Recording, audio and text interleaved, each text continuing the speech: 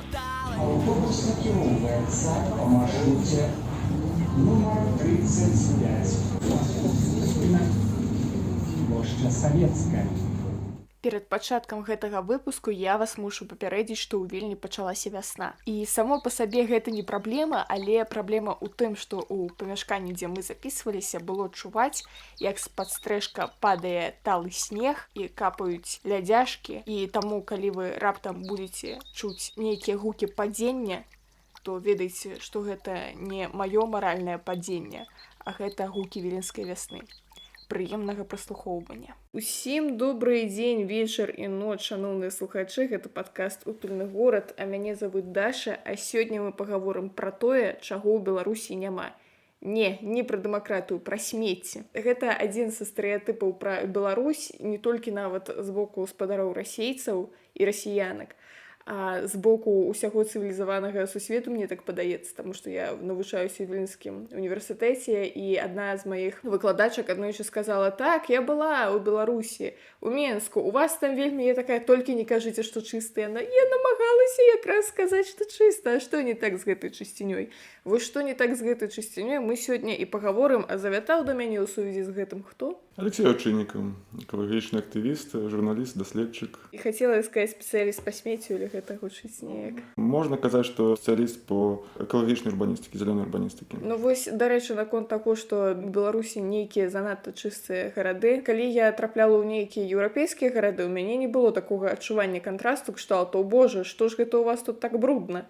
Вось у нас, то ў Беларусі. У мяне было такое адчуванне, калі я патрапіла ў Божа даруй, Кіеў у 2013 годзе. Вось тады мне падалося, што неяк смецце проста, ведаеце, уздоўж тратуараў, там нейкія фанцікі, нейкія бутэлькі. Не тое, каб іх было шалёна шмат, але гэта такое маё дзіцячае ўражанне ад Кіева 10 год таму. Зараз шмат чаго змянілася і ў Кіеве таксама, але ўсё ж такі давай з табой зараз абмяркуем наконт таго, гэта ўвогуле нейкі феномен, калі няма вось проста смецце, якое валяецца паўсюль уздоўж дарог. Гэта феномен, гэта бы беларусы нейкія унікальныя, ці гэта проста нармальна для чалавечай цывілізацыі ў 21 стагоддзі? Чалавечая цывілізацыя 21 стагоддзя, яна ідзе побак са смеццем, яго даволі шмат у вялікіх гарадах. Калі мы кажам пра Беларусь, сітуацыя з Менскам звязана з тым, што Менск амаль з нуля быў пабудаваны пасля Другой сусветнай вайны, і калі ён будаваўся, ўжо рабіліся нейкія планы, каб таксама неяк арганізаваць вось гэтую інфраструктуру по збору смецця з акцэнтам на больш вялікі горад. Напрыклад, там, калі мы кажам пэўнай пра Вільнюс і пра Кіеў, то там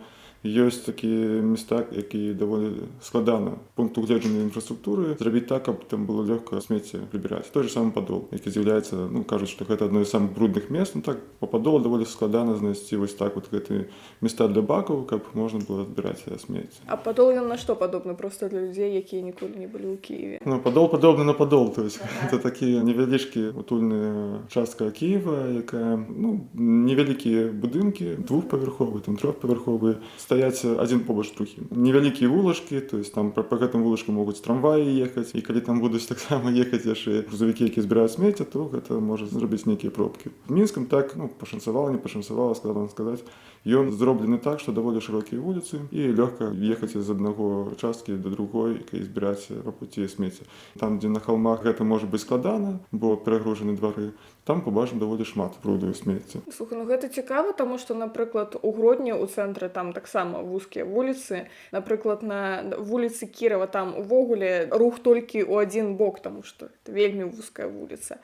Але ж, неяк вывозяць адтуль смецце, прынамсі, я яго там не бачу. Так, то есть там яшчэ ёсць такой другой пункт, про які трэба распавесці, то што такая вертыкальна цэнтралізаваная сістэма. Яна не добрая, калі мы кажам там пра кіраванне горадам, но яна можа быць даволі добрай вось якраз з пункту гледжання пытання смецця. Хаця там не ўсё так цэнтралізавана в Беларусі па гэтаму пытанню, але ж там людзі спрабуюць неяк прыбраць вуліцы, таму што нейкі начальнік кажа ім, што дрэнна працуеце. І падыход зрабіць нешта квадратнае, ён існуе там і ў пытаннях смецця, і ў пытаннях абрэзкі дрэваў. З'яўляецца вялікай праблемай для беларускага горада. То бок перашпіл проста ў тым, што працоўнікі там камунальных службаў, яны намагаюцца спадабацца нейкаму гарадскому начальству, якое можа тут раптам праехаць па той вуліцы і пабачыць, што, божа, бутэлька валяецца. Арганізаваная такая цэнтралізаваная сістэма, падыход да таго, каб збіраць гэтае смецце, развозіць, і такая вось вертыкальны падыход, каб ціснуць на супрацоўнікаў. Я думаю, так. Ёсць жа меркаванне, што проста ў нас такі, божа даруй, менталітэт, што мы не кідаем проста так смецце сабе пад ногі.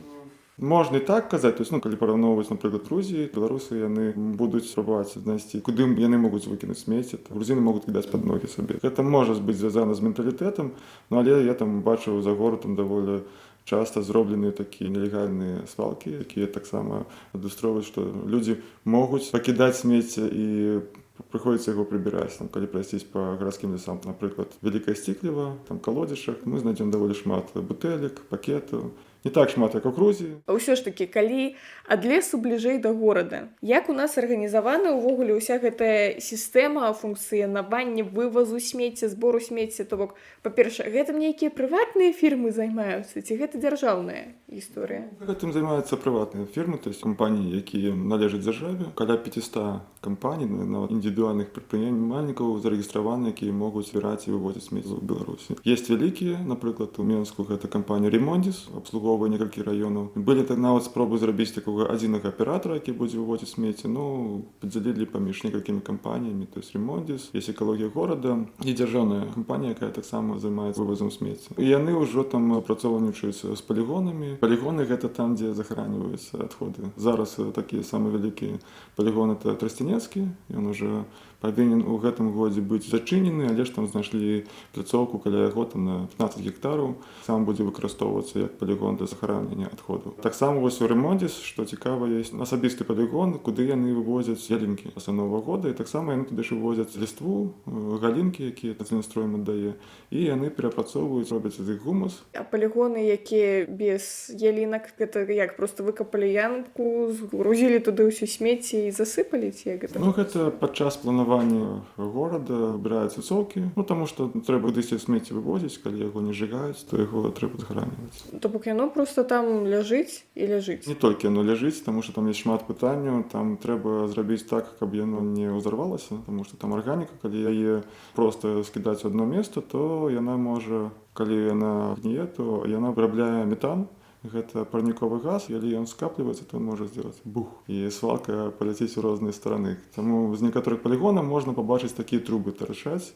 Вось гэта яны здабываюць метан.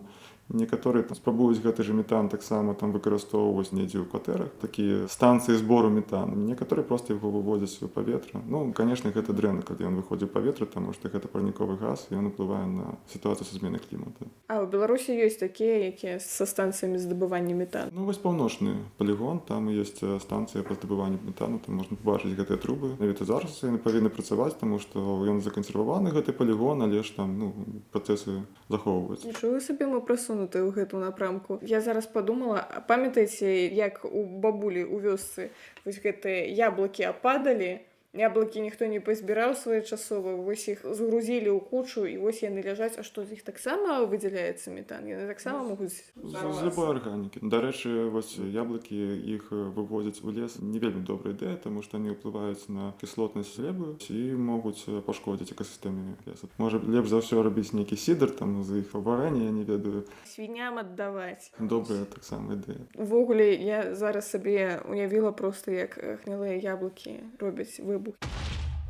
Мне стала на хвіліночку вельмі смешна і вельмі страшна адначасова. Окей, з палігонамі мы разабраліся, з метанам таксама, і мы ўжо пачынаем разумець, у чым небяспечнае гэта смецце, таму што метан, парніковы газ, наступае парніковы эфект, і ў нас як бы глобальнае пацяпленне. А пра глобальнае пацяпленне можна паслухаць іншы выпуск, спасылка ў апісанні. Окей, у нас ёсць яшчэ нейкія станцыі сартыроўкі. Гэта што за звер такі? Галоўная мэта зараз такая глобальная ініцыятыва, каб выкарыстоўваць менш рэсурсаў. Акцэнт робіцца на тым, каб тую ж самую тару, пластикавую тару, каб яе магчыма было перарабляць. Таксама тут трэба зразумець, што пластик, калі ён пападае на тыя ж самыя палігоны, калі ён пападае там у глебу, праходзіць вялікі час, пакуль ён будзе прыгніваць, пакуль ён разложыцца. Это можа там да сотні гадоў займаць. Таму гэта такая глобальная ініцыятыва, яна ўжо існуе там, я думаю, што гадоў 40. І Беларусі таксама існуе, каб сартаваць смецце і перарабляць яго. Пластик, шкло, паперу. Часткова гэта засталося яшчэ з савецкага мінулага, калі там можна было здаваць бутэлькі, напрыклад, ту ж самую паперу. Часткова, калі мы кажам пра пластык, гэта ўжо больш такія сучасныя ініцыятывы. А наш клас калісьці 20 год таму выйграў конкурс па збору макулатуры ў школе. То бок гэта таксама у нас фармавалася нейкая экалагічная звычка. Мы проста гэта так успрымалі кшталту, нешта ўся школа збірае і мы збіраем, ну добра. Так, это ж добрая экалагічная звычка. Два галоўных такіх акцэнты, пра якіх сёння кажуць там экалагічныя актывісты, там даследчыкі, што трэба менш выкарыстоўваць рэсурсаў, гэта такой экалагічны мінімалізм. Калі тебе нешта не патрэбна, лепш не набывай. І калі ты можаш нешта некалькі разоў выкарыстоўваць, гэта добра.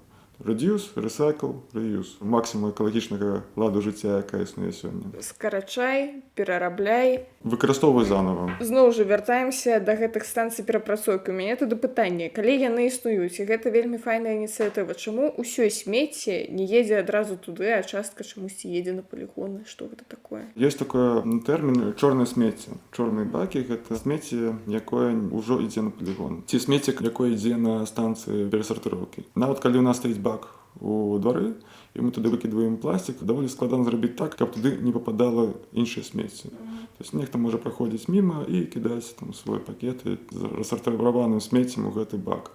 І тады яго трэба неяк сартыраваць занова.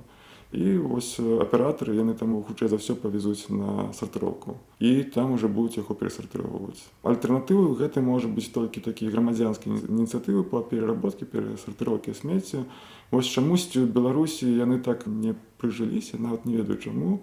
Былі толькі праекты па крышачкам. Ну, крышачкі гэта такой вельмі якасны пластик, які хутка можна перапрацоўваць. А такія вялікія, вось ёсць ва ўкраіне такое «Украіна без смецця» праекты ў Кіеве, там яны збіраюць амаль усё. І вось яны так робяць, што ты сам прыводзіш, либо там праз экатаксі збіраюць тваё смецце, дасартыроўваюць і адразу адпраўляюць на кампаніям, якія займаюцца перапрацоўкай.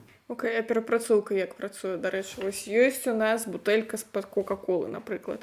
Нікога не рэкламуем, але проста прыклад, які ў галаву прыйшоў. Ёсць гэтая бутэлька, яна трапляе на завод, на фабрыку па перапрацоўцы. Што з ёй здараецца? Яна праходзіць там праз такі шрёдер, які размячае. То есть яна можа там таксама мыцца, і потым з яе робіцца таксама бутылка, напрыклад. Калі мы кажам пра пэт-бутылку, ну, пэт-бутылкі гэта напоі. Гэта першая маркіроўка. Іншы пластик можа па-іншаму, таму што некаторы пластик даволі складана перапрацоўваць, напрыклад, тыя ж самыя пакеты, яны амаль што не перапрацоўваюцца. Ну, ёсць ініцыятывы, якія спрабуюць нешта з гэтым зрабіць, але ж пакеты гэта такая вялікая праблема для людзей, якія цікавяцца экалогіяй. Вось, напрыклад, пра пакеты і розныя віды пластыку ўвогуле мне даволі часта трапляліся такія улёткі, дзе распісаныя нейкія там 10-20 відаў пластыка.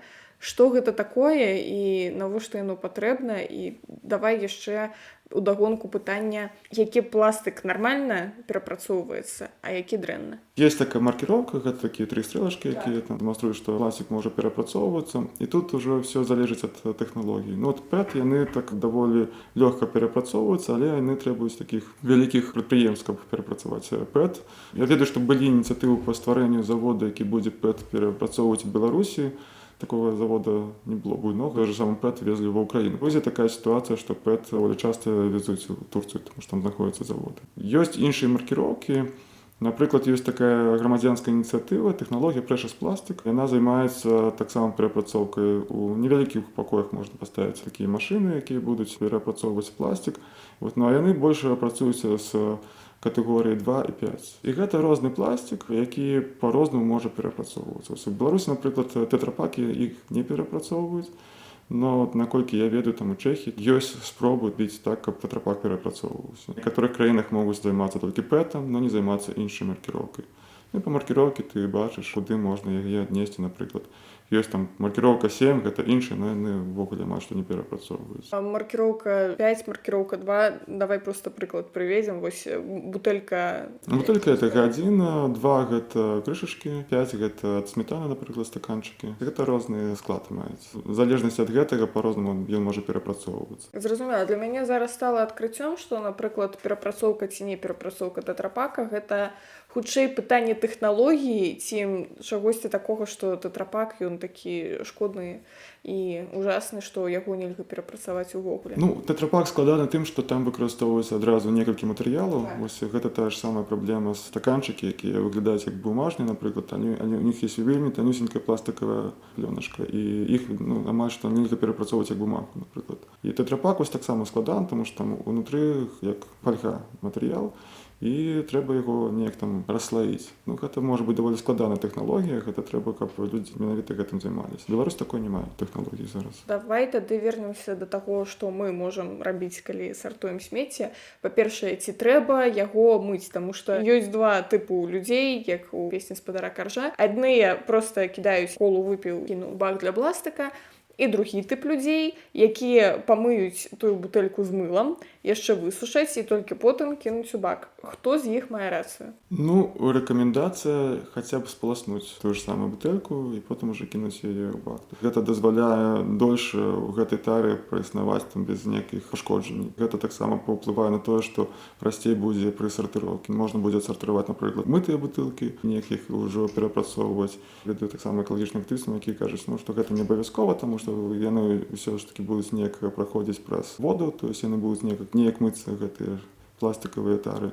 Пласнуць гэта, думаю, што не складана. Халера не возьме, як я люблю казаць. В такім выпадку, окей, а глядзі, у нас ёсць яшчэ пэўныя стэрэатыпы наконт таго, што перапрацоўваецца, што не перапрацоўваецца. Напрыклад, я неяк схапіла за руку сваю каляжанку, якая да папера хацела выкінуць выкарыстаную сурвэтку. Я такая, не рабі гэтага. Вось давай пералічым нейкія там самыя папулярныя міфы, што перапрацоўваецца, а што насамрэч не. Сурвэткі не. Сурвэткі, яны хутчэй не перапрацоўваюцца. Ўсё, што можа быць забруджана, нейкая арганіка, яна не будзе перапрацоўвацца. Калі мы кажам пра бумагу, калі мы там узялі нейкую ежу ў бумажным пакеце, потым гэты пакет выкінулі, то ён ужо не будзе перапрацоўвацца. Ён пойдзе там на зжыганне, хутчэй за ўсё. Ёсць вялікія пытанні, як перапрацоўваць арганіку, таму што арганіка яна займае вялікі працэнт у смецці, і яна вось знаходзіцца на палігонах, нічога з ёй можа добрага і не праісходзіць. Гэта такое забруджванне тэрыторыі, і вось пра гэта, думаю, што трэба больш казаць і больш разумець. Калі у вас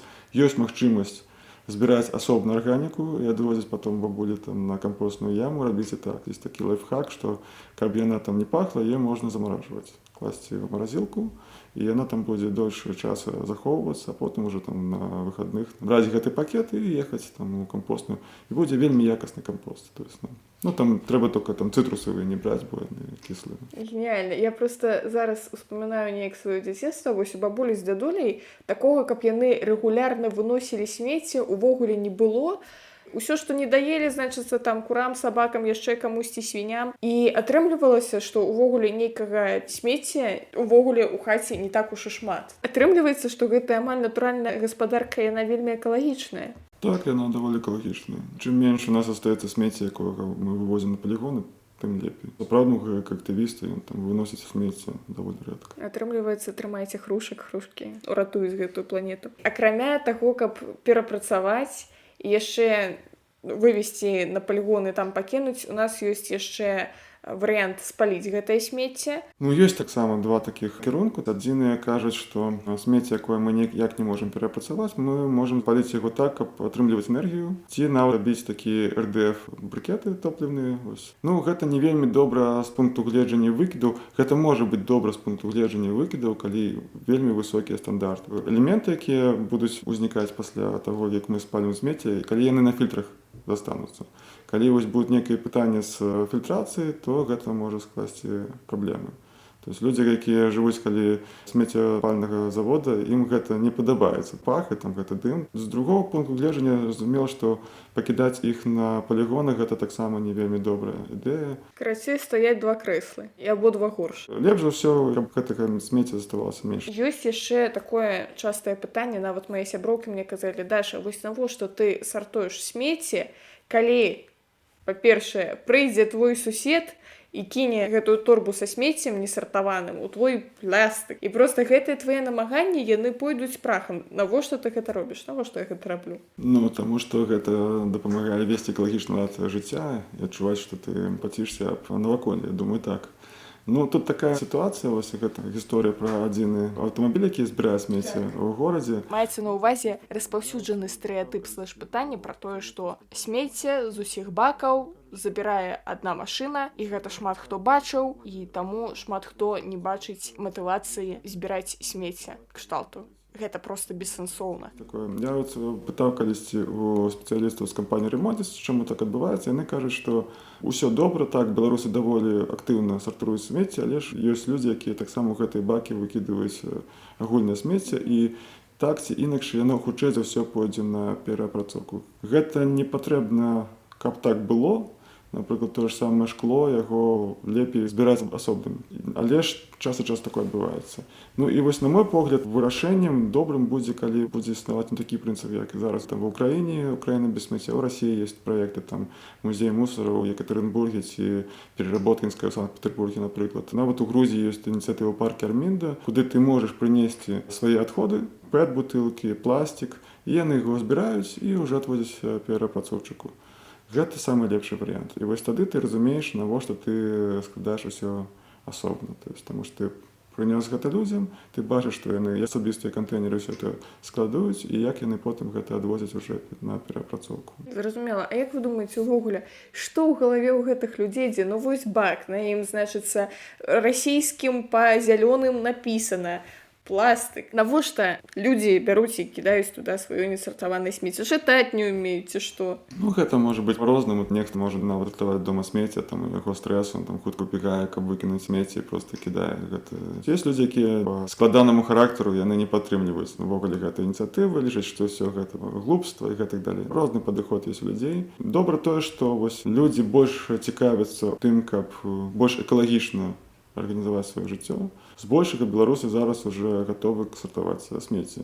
Нават і калі яны прыязджаюць у іншыя краіны, яны перш за ўсё пытаюць, дзе я магу сартаваць смецце. Мне падаецца, зараз грамадная частка слухачоў скажа, да дзе ж вы такіх беларусаў пабачылі. Праводзілі такія даследаванні там у 19-18 годзе. Даволі шмат людзей казалі, што яны гатовы сартаваць смецце і што яны зацікаўлены ў гэтым. Ну, гатовы будуць сартаваць гэта. Можа быць розныя рэчы. Ну, гэта ўжо крок наперад, на мой погляд. Зараз могу параўноўваць з Літвой, з Грузіяй. І я лічу, што ў Беларусі больш людзей зацікаўлены такое сартаваць смецце. На 100% больш, чым у Грузіі. У Грузіі гэта вялікае пытанне, само насельніцтва не вельмі добра разумее, навошта гэта рабіць.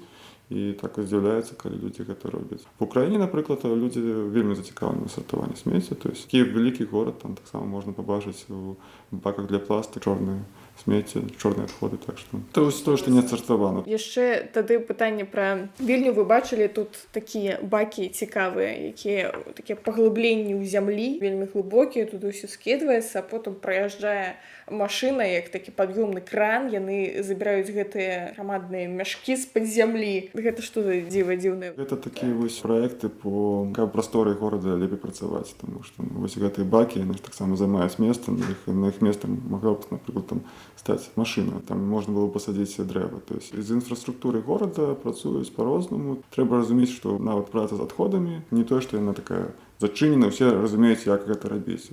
Шмат эксперыментаў праводзіцца, то есть па-рознаму ўсё гэта працуе.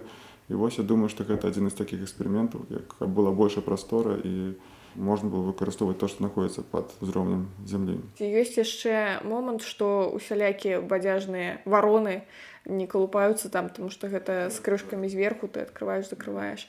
Але вароны-то не могуць адкрыць гэтую крышку, але ёсць істоты на гэтай планеце, якія цалкам здольныя. То бок, я калі першы раз пабачыла, я засмяялася ў голас, калі пабачыла чувака з такой удачкай, закідвае, як гэта невад у мора, і дастае адтуль усялякае цікавае. І мне стала ў сувязі з гэтым цікава. А вось гэтыя чувакі, якія займаюцца тым, што раз'язджае па горадзе, там збірае бутэлькі, пластыкавыя, шкляныя і так далей, і так далей. І я думаю, з аднаго боку, гэта нейкае туніяцтва атрымліваецца. З другога боку, людзі робяць карысную экалагічную справу, атрымліваецца. Ну так, адзіны падыход да таго, каб людзі больш актыўна сартавалі смецце, гэта уводзіцца таравая стоимасць. У Беларусі быў такі праект, яго не выкарыстоўваць, но я думаю, што ён з'явіцца, як вось гэты фонд. калі ты набываеш напой і таксама яшчэ плачаш там вот як у Літве там 10 центаў за бутэльку. І гэта даволі добра, таму што людзі разумеюць, што гэта грошы, іх можна здаць ці нават можна дастаць з бака і неяк зарабіць. Добры падход, то есть я яго падтрымліваю. Я думаю, што трэба закладваць усю стоймасць, каб людзі бачылі, колькі каштуе тара. Файна, дарэчы, яшчэ ў Вільні з'явіліся такія аўтаматы, куды ты закідваеш бутэлькі і табе аўтаматычна выдаюцца за іх грошы. Умова толькі, што гэта бутэлькі мусяць быць зробленыя ў Літве. Польскія бутэлькі ён чамусьці не прымае. Шавіністычны даволі апарат атрымаўся. Это перапрацоўчыка залежыць. Дык вось, а яны іх паставілі ў нейкіх буйных крамах, і вось заходжу я ў Максімум, а там раптам пах такі, быццам бы я на звалку якраз зайшла. А там стаіць чувак, які выглядае так, як быццам бы ён увесь дзень літаральна правёў у баках з вудачкай і закідвае туды бутэлькі. Я бачу, у яго там, а там яшчэ экранчык такі, і там адлюстроўваецца, колькі табе ўжо грошай набяжала. У яго там ужо 20 еўра. І я думаю, гэта тое, што проста валяецца ў нас пад нагамі. Ну, увогуле, вось сказаў такую пра ініцыятыву, это глобальная Precious Plastic. І яна кажа пра то, што пластик гэта тое, што мы вот выкідваем, але ж гэта тое, што з чаго мы можам рабіць амаль усё. Потым ёсць такая ініцыятыва па Precious Plastic. Яна ў Украіне ёсць таксама, калі людзі прымаюць пластик ад насельніцтва. Другая, пятая маркіроўкі, гэта крышачкі, і вот стаканчы робяць з іх там розныя украшэнні. Падстаўкі для тэлефонаў вельмі цікавыя, я вот выкарыстоўваю. Прошпільна, я зараз успомніла, мяне з маёй сяброўкай такая таксама экалагічная актывістка. У нас была размова пра то, як у Беларусі ад часу да часу дзіўна паўторна выкарыстоўваюць пластик. Напрыклад, на вуліцы, нават скажу, на вуліцы Белуша, в дварах ёсць такое дзіўнае з'яўленне, нанізанае на нітачку крышачкі ад бутэлькі. І вось гэтая нітачка, яна агарожвае клумбу. Жэк-арт можна пабачыць, калі там з бутэлек робяць такія пальмы. Цікавы феномен. Ну, гэта, зноў жа, добрае выкарыстанне, гэта добрая ілюстрацыя, калі мы пішам кніжку пра агратрэш, так то яно ў гарадскіх умовах так сабе выглядае. Ну, гэта трэба зразумець, чаму людзі гэта робяць, чаму яны зацікаўлены. То есть гэта, на мой погляд, такое антрапалагічнае даследаванне можа рабіцца. То есть яны пробуюць неяк прыгожаць двары з адной пункту гледжання, з другой пункту гледжання існуе жаданне нічога не выкідваць. Гэта можа перайсці ў такую манію. Бывае так, што на невялікім кавалкі двары знаходзяцца ўсё старыя зайцы, медведзі, ігрушкі, бутэлек, пальмы, і выглядаюць, калі там ідзеш, асабліва ноччу, даволі жудасна, калі не ведаеш двара. Уявіце, яшчэ свечкі туды паставіць. Яшчэ наконт перапрацоўкі усялякага, з пластикам мы разабраліся, з паперы. Я так разумею, што вось гэта выкарыстаная папера, яна дзе? Яна ў гэта ўсякія сурветкі таксама пераўтвараецца ці ў што? Ну, туалетная бумага з паперы, напрыклад, робіцца. То есть сшыткі. Такая старая тэхналогія, асабліва на пасавецкай прасторы яна існуе. Збіралі гэтую макулатуру, там нават кнігі рабілі. Я чаму усміхаюся, у мяне распакаваўся ўспамін, як я аднойчы пабачыла ў краме цудоўную туалетную паперу з надпісам «Бераста». Туалетная папера называлася «Бераста», і гэта даволі дзіўна. Падумала я, паглядзела, а зробленая яна была ў вялікай бераставіцы. Вось усё і сышлося. Ну так-то як бы брэндинг даволі дзіўны, таму што дзіўна выкарыстоўваць берасту ў якасці туалетнай паперы. Который там выкарыстоўваць песок, напрыклад. Ёсць і такія ініцыятывы. Тут мае паўнамоцтва ўсё. Окей, я чула, што шкло, дарэчы, даволі дрэнна перапрацоўваць. Я ўвогуле чула нейкую гісторыю, што яго трэба кудысьці там адпраўляць, яно перапрацоўваецца толькі ў Штатах. Гэта праўда ці не? В Штатах яно перапрацоўваецца. Вось скло даволі не каштуе дорага, таму ёсць пытанне кампаній, ці варта ім перапрацоўваць шкло. Тыя, хто робяць шкловату, так у Мінскі, напрыклад, амаль усё шкло ідзе на бой для таго, каб з яго зрабіць такую шкловату. В некаторых краінах гэтая тэхналогія ўжо не выкарыстоўваецца, таму што ёсць новыя тэхналогіі, каб зрабіць дамы больш энергаэфектыўнымі, і для них ёсць пытанне, што рабіць вось з гэтымі бутэлькамі, таму што даволі складана перавозіць, то есть тыя ж самыя пэт-бутылкі, яны прыходзяць, з іх робяць такія вялікія пліты, не вельмі вялікая вака ў іх, яны загружаюцца ў аўтамабіль, у грузавік, і потым адводзяцца. А шкло яно займае шмат места, вялікая вага. Калі ты яго адразу на бой пойдзе, то гэта ўжо трэба з яго нешта рабіць. А гэта вялікія рэсурсы таксама, то есть это і вада, і энергія. Таму такое пытанне ёсць да шкла. Больш, чым да пласту. Магу прывесці такой прымер з Грузіі. У Тбілісі ёсць завод, які перапрацоўвае шкло, у Батумі няма. І з Батумі просто невыгодна везці ў Тбілісі, таму яно ідзе на свалку. А з пункту гледжання экалогіі, шкло калі ляжыць, што з ім здараецца? У лесе шкло дрэнна, таму што яно можа прывесці да пажару. Калі яно ляжыць на сонцы, так, то яно можа прывесці да пажару. Калі яно ляжыць на свалкі, яно не так дрэнна, як пластык, таму што пластык, вось яго праблема ў тым, што ён паціху разлагаецца, і з яго мікрапластык можа з'явіцца, і мікрапластык, ён таксама у воду, ён пападае ў жывёл, а праз жывёл можа папасць у чалавека.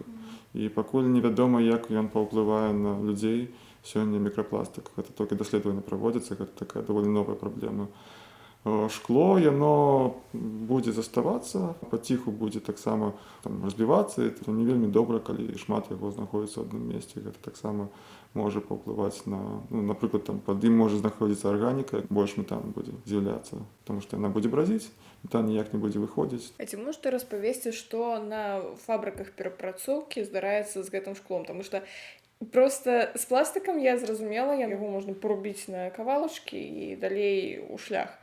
А са шклом што рабіць? На мой погляд, лепшы варыянт, калі проста бутэлькі мыліся і потым у іх залівалася напой. Зараз, наколькі я ведаю, так не робяць. Зараз яно б'ецца, потым яно пры высокіх тэмпературах плавіцца і з яго робяць новыя бутэлькі. Але ж зноў гэта файна пры планавай эканоміцы і пры манаполіі дзяржавы, калі у вас ёсць адзін вытворца малака і у вас як бы аднолькавыя бутэлькі суадносна. Гэта не абавязкова там планава. Я, дарэчы, супраць планавай эканомікі. Усе супраць планавай эканомікі. Я так это за абмежаванне рыначных падыхода, але ж гэта планавая эканоміка.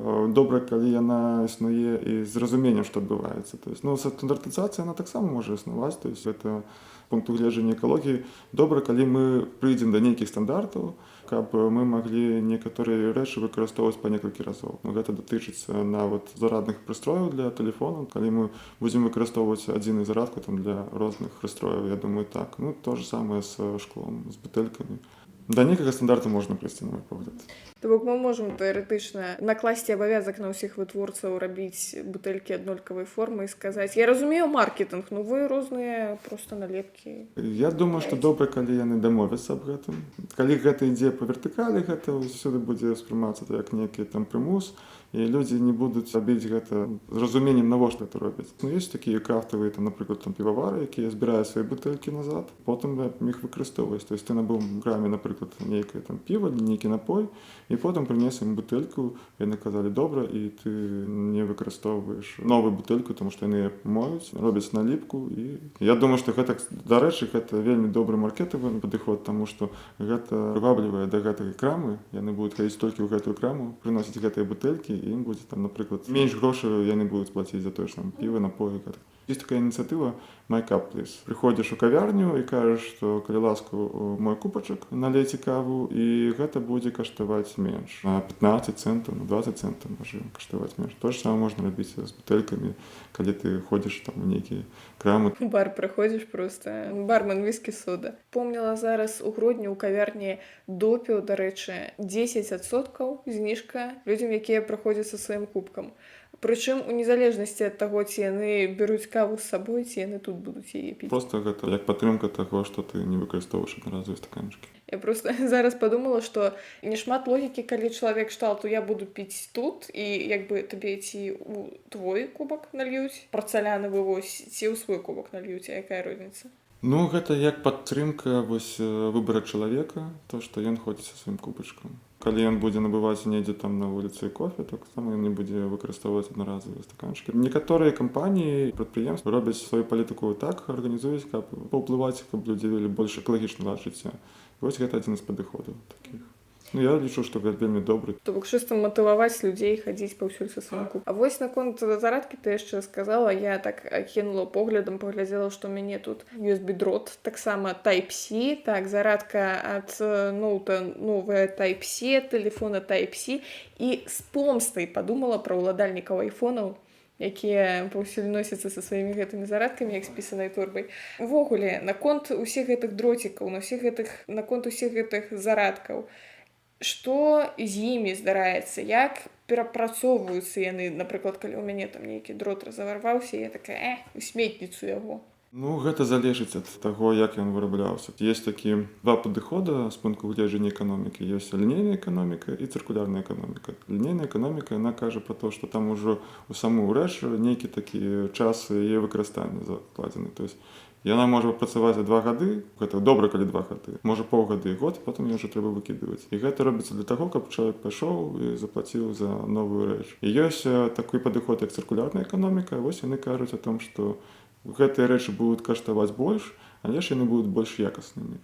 І таксама, калі яны ўжо перастануць выконваць сваю функцыю, ты можаш іх здаць. Ну, вось гэты другі падыход цыркулярнай эканомікі, ён так больш экалагічна арыентаваны. Ну, і кампаніі пра гэта распавядаюць. То есть яны могуць сказаць, што вось, калі там вас там ўжо дрот нельга выкарыстоўваць, вы можете яго прынесці ў нашу краму, і мы там яго там неяк раздзелім. Яны не могуць быць перапрацаваны. Зараз такі ўзровень. А вось што наконт тэхнікі, то есть ім магчыма здаваць, можа перапрацоўвацца. Ёсць пункты прыёмы тэхнікі, даволі развіты пункты прыёму батарэек. Спрабуюць перапрацаваць, там ёсць металы, рэдказемельныя металы таксама, якія даволі высока каштуюць. Праблема ў гэтых металах, яны не мусяць у зямлю трапляць. Не то, што яны не мусяць, но тут такая падыход, калі мы можам нешта перапрацаваць, гэта будзе добра. То есть калі трапілі ў зямлю, яны не такія таксічныя могуць быць, так, не вельмі добра для наваколля, калі можа там трапіць у нейкі лес ці ў некае сярэдовішча. Не, я не за тое, каб зайцы раптам глыталі батарэйкі, проста я чула, што гэта увогуле, ну, самае страшэннае, што можа здарыцца, гэта батарэйкі ў зямлі, што гэта жудасна проста для глебы. Батарэйкі ў зямлі гэта жудасна, гэта вельмі дрэнна, таму што там таксічныя металы. Нават тыя, хто займаецца зборам батарэек, не каля людзей захоўваюць. Ну, гэта яшчэ не ядзерныя адходы.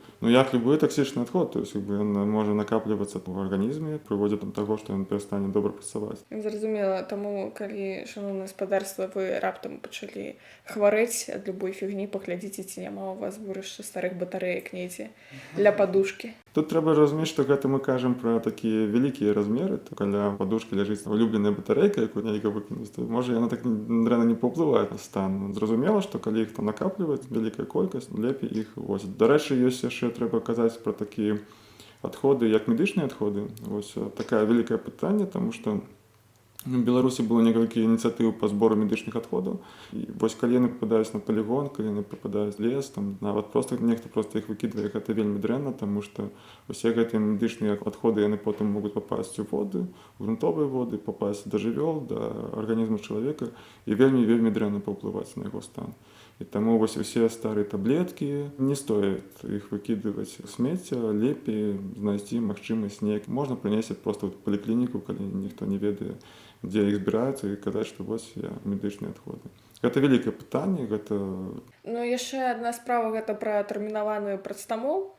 А бывае, што чалавек доўгі час хварэў, пасля яго смерці засталася типа лекаў, і гэта рэцэптурныя прэпараты, не абавязкова наркатычныя прэпараты, таму што наркатычныя прэпараты мусяць родныя здаць, а вось якія-небудзь неўралагічныя, сінтэтычны дафамін, напрыклад, застаўся. З ім што рабіць таксама? Лепей за ўсё іх аддаць урачу. Хутчэй за ўсё такія прэпараты будуць праз нейкія чаты, нехта распавядзе пра то, што я магу аддаць такі прэпарат праз чат.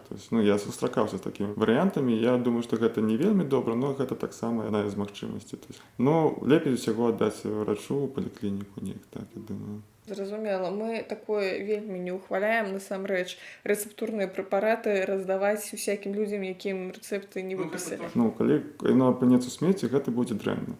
Калі вы там менавіта ведаеце, што там камусьці гэта можа дапамагчы, у вас там добрыя стасункі з гэтым чалавекам, гэта будзе значна лепей, калі вы аддадзіце яму. Ёсць такія праекты, калі у вас астаецца нейкая ежа, і вы не ведаеце, што з ёй рабіць, то таксама добра ёй шэрацца з іншымі людзьмі. Існавала даволі шмат такіх ініцыятыў у Беларусі, зараз іх нет, но тым не менш гэта такая добрая. Прыклад, гэта могуць забраць валанцёры для жывёл, гэта могуць забраць людзі, якіх там нет магчымасці сёння, напрыклад, набыць нейкую ежу. І можа я яшчэ магу расказаць пра яшчэ адзін адходы, гэта пра тэкстыль. Гэта даволі вялікая праблема, таму што тэкстыль ён даволі складана перапрацоўваецца, требуецца шмат рэсурсаў, каб яго перапрацаваць. І вось у нас збор тэкстыля ёсць у Беларусі праекты, напрыклад, быў праект «Кайласка», но ён прымаў толькі такія якасныя рэчы.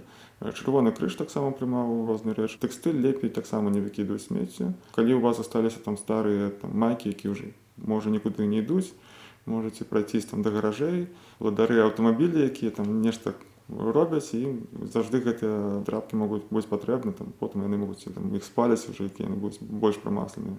Не вельмі добра для экалогіі, але ж там яны доўшы час могуць служыць. Но чым менш мы будзем набываць новых рэчаў, тым будзе лепей. Шапаголікам трэба падумаць некалькі разоў, калі яны там будуць пакупаць новую сукенку ці нешта іншае. І звярнуцца да псіхатэрапеўта. Я зараз хацела жудасны жарт пажартаваць пра тое, што шапаголікі могуць у чатах пакапацца, можа там у каго антыдэпрэсанты засталіся.